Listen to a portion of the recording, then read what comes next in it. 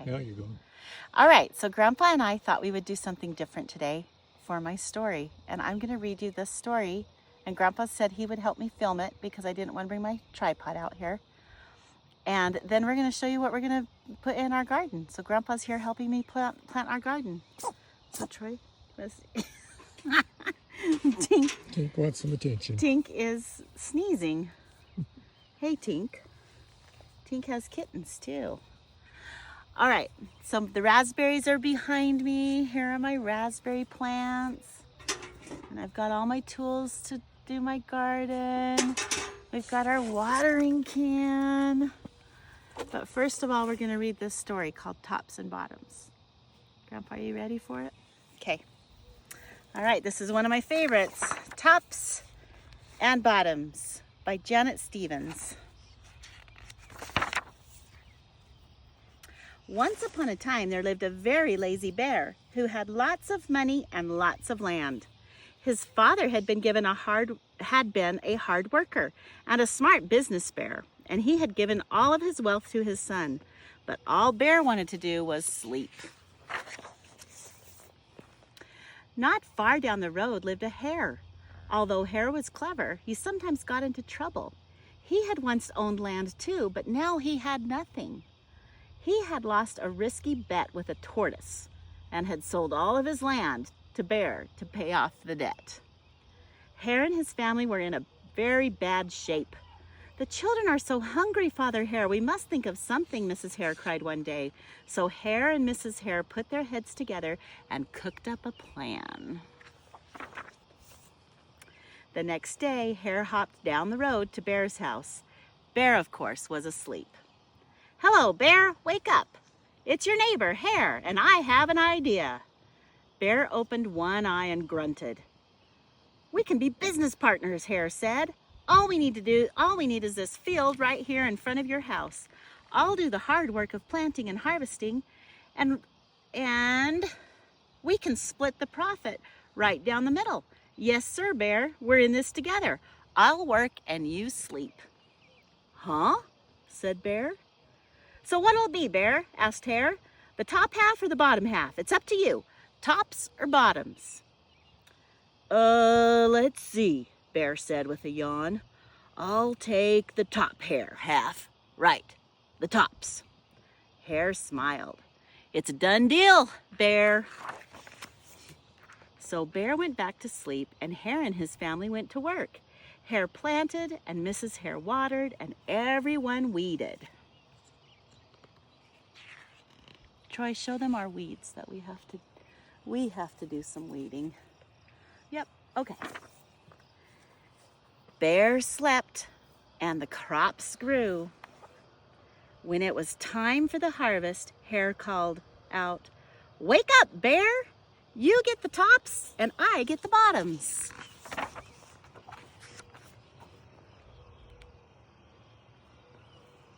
Hare and his family dug up all the carrots and the radishes and the beets. Hare plucked off all the tops and tossed them into a pile for Bear, and put all the bottoms aside for himself. Bear stared at his pile.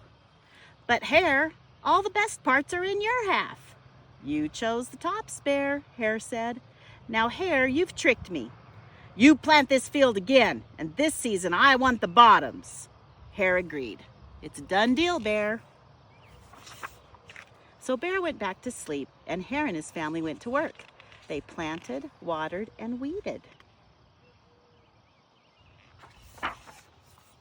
Bear slept as the crops grew.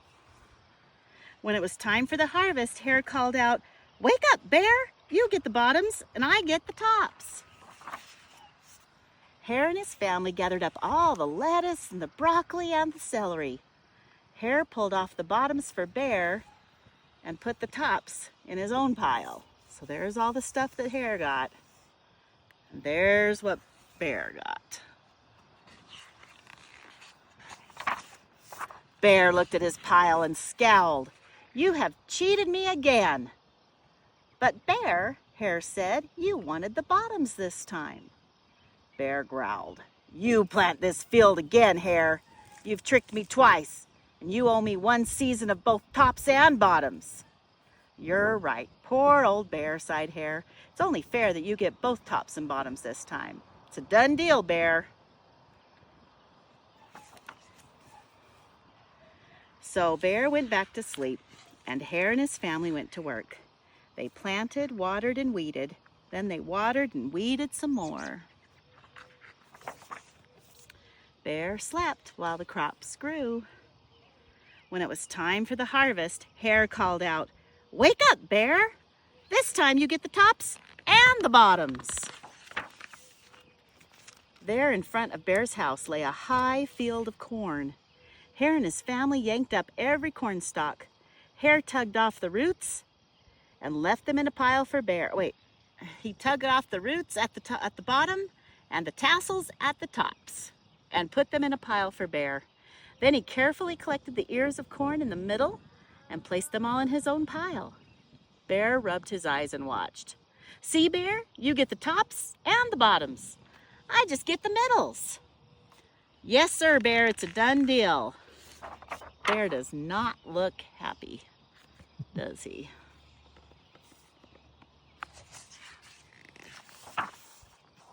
By now, Bear was wide awake. "That's it, Hare," he hollered. "From now on, I'll plant my own crops. I'll take the tops, the bottoms, and the middles."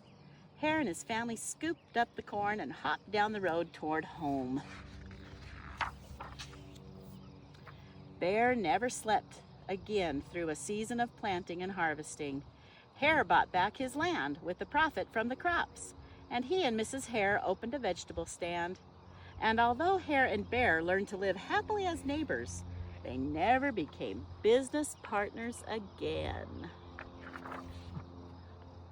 That is one of my favorite books, mostly because it gets read like that instead of like this. It's kind of fun. So now Grandpa and I are going to plant some tomatoes. Here, Troy, give me that tomato plant.